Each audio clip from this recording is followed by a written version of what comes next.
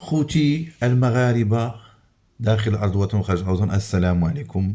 وكنعتذر على هذا الغياب، ولكن الحمد لله رجعنا بأخبار مفرحة، والحمد لله الخبر راه عم المملكة المغربية والاحتفالات. الحمد لله المغاربة كاع ما نعسوا بالخبر ديال المصادقة ديال مجلس الأمن على الحكم الذاتي، على أن الصحراء مغربية، والصحراء في مغربها والمغرب في صحرائه، ولله الحمد.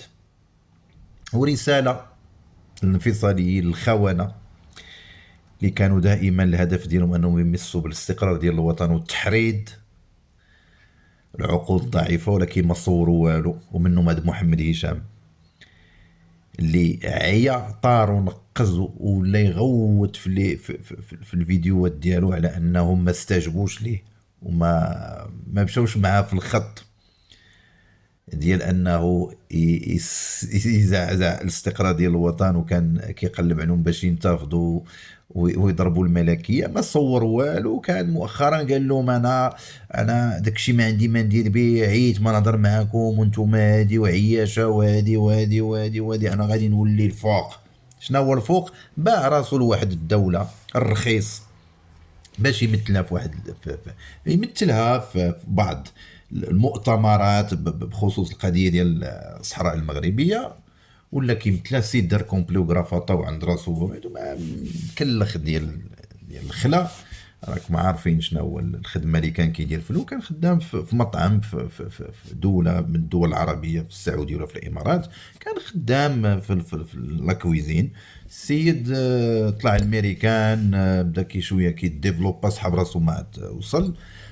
عيا ما يدير، عيا ما يحرض، ما صور والو، فهمتيني. رجع اللور قال اجي انا غادي نولي نشوف بعيد، انا جايني بروبوزيسيون وانا غنشوف هادي مع هادي. فاش راه بان لينا في واحد المؤتمر صحفي وردعوا المغاربه وجراو عليه هذاك المؤتمر، لانه كيهين الدوله المغربيه وكيبدا يقيس بالاستقرار ديال الوطن ديالنا. راه تم مغاربه تبارك الله عليهم مكلفين بالملف ديال الصحراء، راهم عطاو القرطاس وجرات عليه ديك الرئيسه. شحال من مره كيتم الطرد ديالهم هاد المؤتمرات.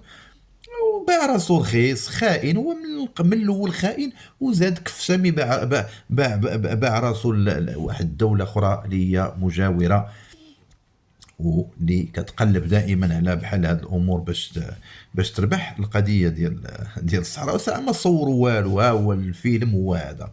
مجلس الامن راه صادق. 15 دوله صادقات، خمسه راهم رسميين، هذوك كلمتهم ما كطيحش. راه صافي كانت الاغلبيه وكلهم، يعني لانهم صنفوا هذيك العصابه كعصابه ارهابيه وكتشكل خطر على افريقيا وعلى اوروبا وعلى كل الدول. وبالفعل هادشي اللي كاين، لان الصحراء والمغاربه راهم مساكن قتلوهم، وراهم باقي مساكن معتقلين في المخيمات، شادينهم، مكرفسين عليهم، معدين عليهم. راه كلشي مسكين باغي يهرب. اللي هربوا راهم قالوا الحقائق اللي وقع في ذوك المخيمات ديال تندوف هذه 50 سنه. اشنو جابوا بعض المرتزقه من تما، ولاو تيقول لك حنا صحراء تعرفش.